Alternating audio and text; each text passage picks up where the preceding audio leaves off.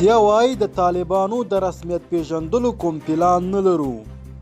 د روسیې د بهرنیو چارو وزارت مرستیال میخایل بوګدانوف وایي چې د طالبانو حکومت په رسمیت پیژندلو لپاره کوم پلان نه لري. نوموړی د منځني ختیځ په یو څیړنیز مرکز کې ویلي چې هیواد یې په افغانستان کې داسې ائتلافي رهبري رامنځته کېدل غواړي چې ټول سیاسي قوتونه او مذهبي اقلیتونه پکې شامل وي.